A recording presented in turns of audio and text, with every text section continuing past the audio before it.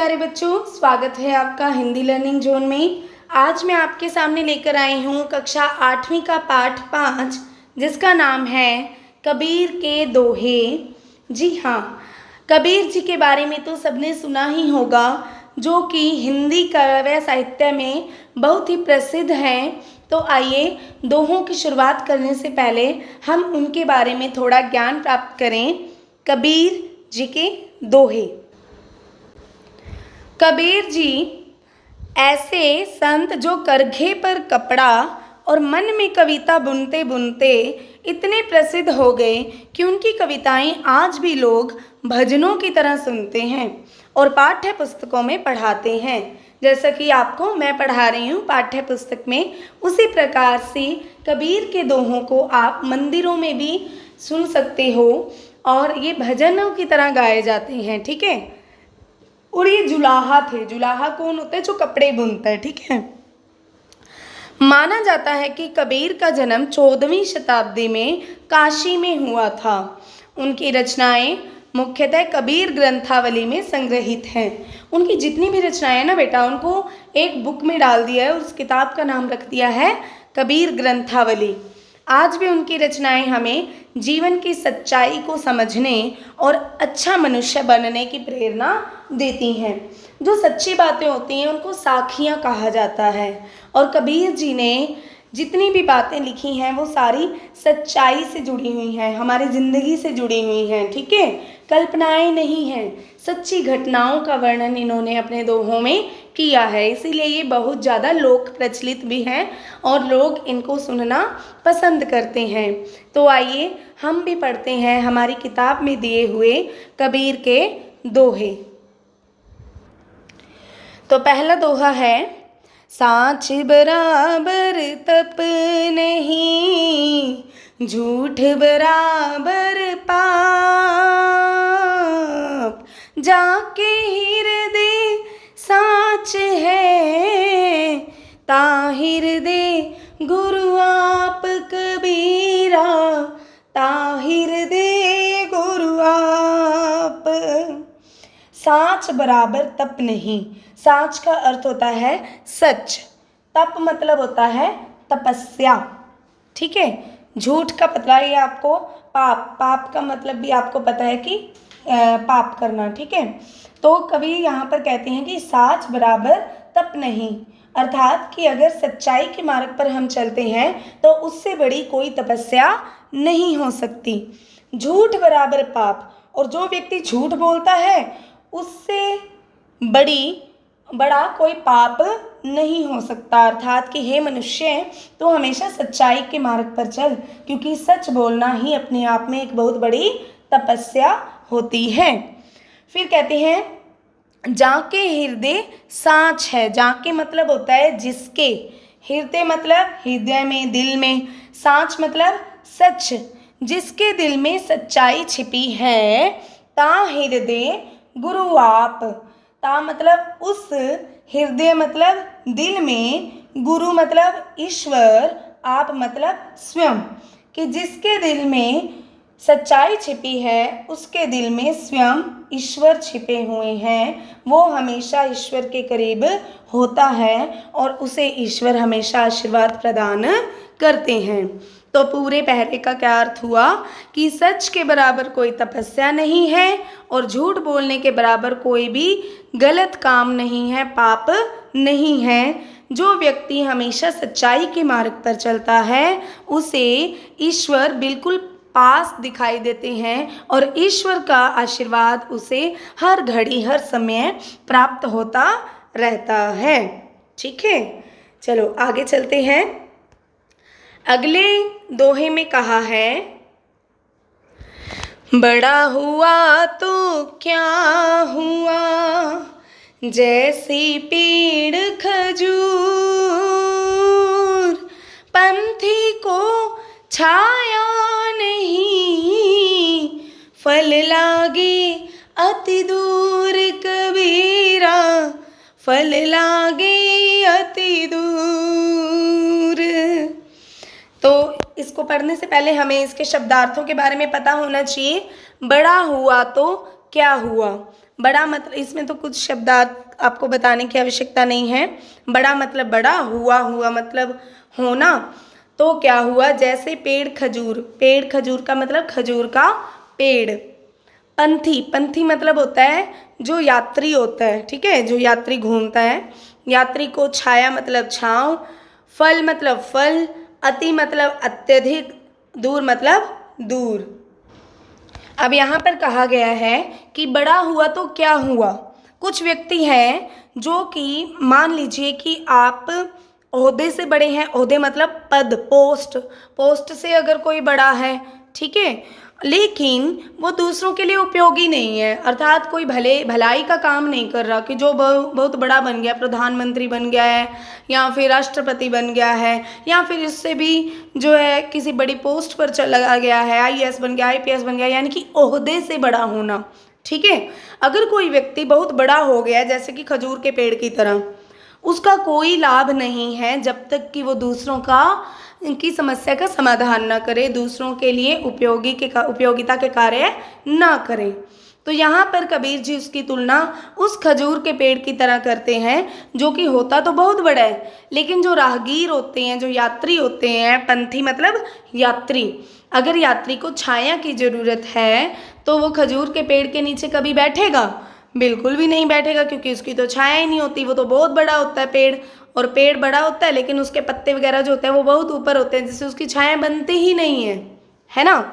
तो यहाँ पर कबीर जी हमें क्या समझाना चाहते हैं कि अगर बड़ा हुआ तो क्या हुआ, अगर आप पद से बड़े हो तो क्या है, आपका कोई फायदा नहीं है जब तक आप दूसरों के लिए उपयोगिता के भलाई के कार्य नहीं करेंगे।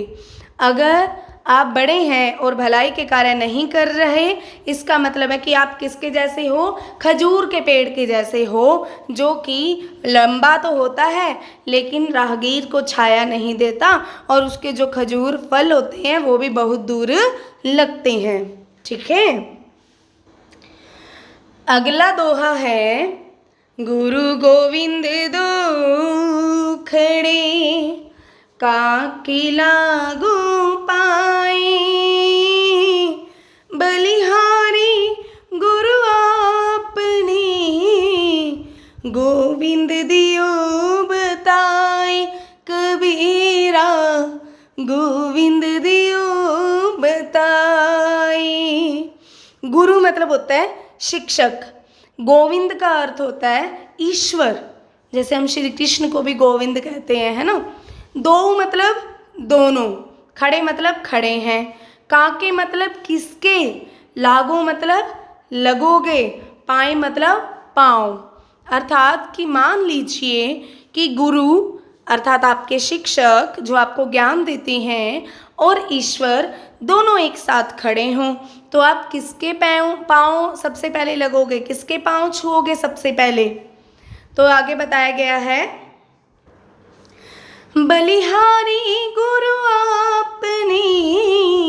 यहाँ पर कवि कहते हैं कबीरदास जी कि आपको सबसे पहले किसके पैरों में झुकना है, गुरु के पैरों में झुकना है। बलिहारी मतलब बलिहार जाना है, अर्थात झुकना है गुरु के पैरों में, शिक्षक के पैरों में। क्यों? गोविंद दियो बताए, क्योंकि उन्होंने ही आपको भगवान तक पहुँचने का मार्ग बताया है, ठीक है। तो इसका भावार्थ क्या हुआ कि अगर आपके सामने कोई ऐसी परिस्थिति आ जाए कि जब गुरु और ईश्वर दोनों ही एक साथ खड़े हैं, तो आपको किसके पैरों में सबसे पहले झुकना है, आपको अपने गुरु के पैरों में सबसे पहले झुकना चाहिए, क्योंकि वे ही एकमात्र साधन हैं जिन्होंने आपको ईश्वर तक पहुंचाया है। अति का भला न बोलना, अति क्या भला न चूप, अति का भला ना बरसना, अति की भली न धूप, कबीरा अति की भली न धूप। अति का अर्थ होता है अत्यधिक, ज़्यादा मात्रा में। भला मतलब अच्छा, ना बोलना। यहाँ पर बताया गया है कि किसी भी चीज़ की अधिकता अच्छी नहीं होती। कोई भी चीज़ अगर अधिक मात्रा में हो जाए तो वो अच्छी नहीं होती। जिस प्रकार से अति का भला ना बोलना, अगर कोई बहुत ज़्यादा बोली जा रहा है, हर बात में बोली जा रहा है, तो वो उसके लिए सही नहीं होगा। और आगे अति का भला ना चुप, और अगर कोई व्यक्ति बोलता ही नहीं, चुप ही रहता है, उसको कोई कुछ भी कहे, उस पर अत्याचार करे, वो फिर भी चुप ही रहे, वो भी अच्छी बात नहीं है। ठीक है, यानी कि ना ज़्यादा बोलना अच्छा और ना ज़्यादा चुप रहना अच्छा। तो क्या अच्छा है, किसके, हर एक चीज़ की सीमित मात्रा ही अच्छी होती है ना। लिमिटेड चीज़ में लिमिटेड होनी चाहिए हर चीज़, अधिक नहीं होनी चाहिए। तो ज़्यादा अधिक मात्रा में बोलना और चुप रहना किस प्रकार से ठीक नहीं है? जिस प्रकार से अधिक मात्रा में अगर बारिश हो तो हम डूब जाएंगे, और अधिक मात्रा में अगर धूप हो तो हम प्यासे या भूखे मर जाएंगे, क्योंकि बारिश ही नहीं होगी तो भी मर जाएंगे, धूप ही नहीं होगी तो सीलन से मर जाएंगे। तो इसका अर्थ क्या है कि किसी भी चीज़ की अधिकता हमारे लिए अच्छी नहीं होती है। ऐसी बानी बोलिए मन का आपा खोए, ओरन को शीतल करे आप हूँ शीतल होए, कबीरा आप हूँ शीतल होए। ऐसी बानी बोलिए, बानी का अर्थ होता है वाणी, जो हम बातें करते हैं, ऐसी वाणी बोलनी चाहिए। कबीर जी कहते हैं कैसी वाणी बोलनी चाहिए, कैसी बातें करनी चाहिए? मन का आपा खोए।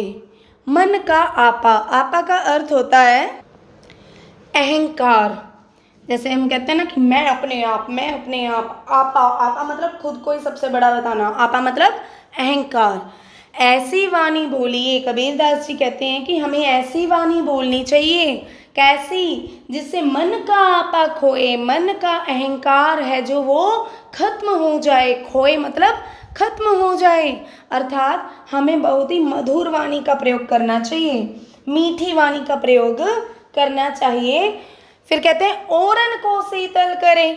ओरन मतलब दूसरे लोगों को, शीतल मतलब शीतल कर देना, ठंडा कर देना। ठीक है, उनके दिल को शांति प्रदान करने वाला, अर्थात कि हमें दूसरों के दूसरे लोगों को शांति प्रदान करने वाली भाषा का प्रयोग करना चाहिए। ऐसी वाणी ना बोलो कि दूसरे भड़क उठें, बल्कि दूसरों को अच्छा लगे, मधुर वाणी का प्रयोग करना चाहिए। ओरन को शीतल करें, इससे क्या होगा? दूसरे लोग तो शीतल होंगे ही, आप हूँ शीतल होए। और अगर आपकी भाषा को सुनकर, वाणी को सुनकर दूसरे लोगों को अच्छा लगेगा तो आपको खुद को भी बहुत अच्छा लगेगा, है ना।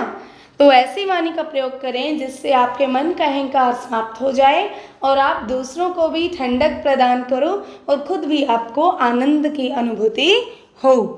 ठीक है, आगे दिया है निंदक नियरे राखिए आंगन कुटी छवाए, बिन पानी साबुन बिना निर्मल करे सुभाई, कबीरा निर्मल करे सुभाई। निंदक का अर्थ होता है निंदा करने वाले। नियरे मतलब पास में, नेड़े जिसको बोलते हैं आम भाषा में। नियरे मतलब पास में, राखी मतलब रखना, आंगन मतलब आंगन, कुटी छुवाए मतलब, यहाँ पर कुटी का अर्थ हम कह सकते हैं कुटिया, छवाए मतलब बनाना, जिस प्रकार से आंगन में हम एक कुटिया बना लेते हैं। ठीक है, बिन पानी, पानी के बिना, साबुन बिना, निर्मल, निर्मल मतलब साफ सुंदर, बिना किसी मैल के, सुभाए मतलब स्वभाव को। ठीक है, तो यहाँ पर क्या कहना चाह रहे हैं कवि? निंदक नियरे राखिए। बेटा अक्सर हम लोग क्या सोचते हैं कि हमारी कंपनी में वे लोग हों, हमारे साथ वो लोग खड़े हों जो हमारी तारीफ करें, है ना। हम चाहते हैं कि ये भी मेरी तारीफ कर दे, ये भी मेरी तारीफ कर दे, लेकिन कबीरदास जी बिल्कुल उल्टा बोलते हैं। कहते हैं कि निंदक नियरे राखिए, आपको अपने आसपास निंदकों को रखना चाहिए, जो आपको पसंद नहीं करते, जो आपकी निंदा करते रहते हैं, ऐसे लोगों को अपने आसपास रखना चाहिए। आंगन कुटी छवाए, जिस प्रकार से आंगन के अंदर ही हम कुटिया बना दें, उसी प्रकार से अपने पास ही आपने निंदकों को रखना है। बिन पानी साबुन बिना निर्मल करे सुभाए, क्योंकि वो आपकी कमियां आपको गिनाते रहेंगे और आप उन कमियों को दूर करते रहोगे, तो इससे क्या होगा, आपके स्वभाव में ऑटोमेटिकली क्या हो जाएगा, बदलाव आ जाएगा, है ना। तो अगर आप अपने निंदकों को अपने पास रखोगे, जिस प्रकार से एक आंगन के अंदर कुटिया बनाते हैं, उसी प्रकार से उतनी पास अगर आप अपने निंदकों को रखोगे, तो आपको बिना पानी और साबुन के बिना अपने स्वभाव को निर्मल करने में मदद मिलेगी। अर्थात आप अपने जितनी भी कमियां हैं उनको बिना साबुन पानी लगाए दूर कर सकते हो, है ना। तो यहाँ पर क्या है, कबीरदास जी से हमें ये सीख लेनी चाहिए। और जो भी ये कहते हैं कि अगर हम निंदकों की बातों को ध्यान से सुन लेंगे तो उनकी बातों से हमें अपनी गलतियों का पता चलता रहेगा और हम उन्हें सुधारने का प्रयास करते रहेंगे, और इस तरह निंदक हमें बेहतर इंसान बनने में मदद करेंगे। ठीक है, आगे दिया है, साधु ऐसा चाहिए जैसा सूप सुभाए, सार सार को गही रहे, थोथा देई उड़ाए कबीरा, थोथा देई उड़ाए। साधु का अर्थ होता है बेटा संत, ठीक है, जिसको हम सज्जन व्यक्ति बोलते हैं। ऐसा चाहिए जैसा सूप सुभाए। सूप होता है, जैसे हम अनाज को, आपकी मम्मियाँ भी घर पे अनाज को साफ़ करती हैं तो एक छज्ज भी बोलते हैं उसको, वो क्या करता है, अनाज को, अनाज से भूसे को और बाकी की जो चीज़ें होती हैं, भूसी मतलब कि जो घास फूस होती है उसके अंदर और जो बाकी की गंदगी होती है उसको दूर कर देता है, ठीक है। तो साधु को कैसा होना चाहिए, जैसा एक सूप का स्वभाव है। सूप का क्या स्वभाव है, सुनिए, सार सार को गही रहे, थोथा देई उड़ाए। सार सार को, सार का मतलब होता है यहाँ पर अच्छाई, ठीक है, को गही रहे मतलब कि ग्रहण कर लेता है। गही मतलब ग्रहण करना, ले लेना। थोथा देई उड़ाए, थोथा का अर्थ है यहाँ पर बुराई या निरर्थक, जिसका कोई मतलब ही नहीं है। देई मतलब देता है, उड़ाए मतलब उड़ाना। तो यहाँ पर इस दोहे में कवि ने बताया है कि सज्जन व्यक्ति और महान व्यक्ति का क्या महत्व है, उसे कैसा रहना चाहिए। कहते हैं कि एक प्रसिद्ध संत को, साधु को सूप की तरह होना चाहिए। जिस तरह सूप क्या करता है, अनाज से भूसी को, गंदगी को अलग कर देता है, उसी तरह एक साधु को भी अच्छाई को ग्रहण करना चाहिए और बुराई को छोड़ देना चाहिए, है ना। तो ये दोहा क्या बताता है, सज्जनता और ज्ञान का महत्व दर्शा रहा है। दुनिया की मोह माया से दूर रहकर जो व्यक्ति अच्छे गुणों को अपनाएगा, बुरे गुणों को त्याग देगा, वही साधु कहलाएगा। ठीक है, आगे दिया है, कबीरा मन पंछी भया, भावे तहवा जाए, जो जैसी संगति करे, सो तैसा फल पाए कबीरा, सो तैसा फल पाए। कबीरा मतलब कबीर, मन मतलब हमारा जो मन है, दिल है। पंछी भया, पंछी का अर्थ होता है पक्षी, भया मतलब हो गया है, ठीक है। भाव है मतलब अच्छा लगना, तहवा मतलब वहाँ, जाए मतलब जाता है, ठीक है। तो यहाँ पर कबीर जी मन की तुलना को एक पक्षी से करते हैं। कहते हैं कि ये मन तो पक्षी के समान हो गया है, जो कि पक्षी क्या करते हैं, जहाँ मन करता है वहीं जाते हैं। उसी प्रकार से ये पक्षी रूपी मन भी जहाँ चाहे वहाँ चला जाता है, ठीक है। इसके अंदर कोई अनुशासन नहीं, कोई नियंत्रण नहीं, ये अपने आप जहाँ मन कर रहा है वहाँ भाग रहा है। जो जैसी संगति करे सो तैसा फल पाए। ठीक है, ये इसमें क्या बता रहा है कि जिस प्रकार एक पक्षी का व्यवहार उसके आसपास के वातावरण से प्रभावित होता है ना, उसी प्रकार से हमारे मन का प्रभाव भी। आपने सुनी होगी, एक कहानी है कि जो दो पक्षी हैं, दोनों का जन्म एक जगह पर होता है, लेकिन तूफान आने पर उनका घोंसला गिर जाता है और एक पक्षी उड़कर डाकुओं के पास चला जाता है और दूसरा पक्षी उड़कर एक संत महात्मा की कुटिया में चला जाता है। तो एक पक्षी तो लुटेरा बन जाता है, अर्थात वो खबरें देता है डाकुओं को कि यहाँ से कोई पंथी जा रहा है, उसे लूट लो। और दूसरा पक्षी क्या करता है, जो भी वहाँ पर आश्रम में आता है उसकी सेवा करता है, उससे पानी पूछता है, उससे खाना पीना पूछता है। तो इससे क्या अभिप्राय है कि पक्षी जहाँ पर जा रहा है उस पर उसकी संगति का प्रभाव पड़ रहा है। ठीक हमारा मन भी एक पक्षी के समान है। हमारे मन को जैसे लोग मिलेंगे हम वैसा ही बन जाएंगे। जो जैसी संगति करे, हमारी जैसी कंपनी होगी, हमें वैसा ही फल प्राप्त होगा। ठीक है, तो बेटा आपने जब ये कविता के दोहे पढ़े हैं, कबीर के दोहे पढ़ने के बाद आपको लग रहा होगा कि ये सारी बातें तो हमारे आसपास की जानी पहचानी सी बातें हैं, है ना।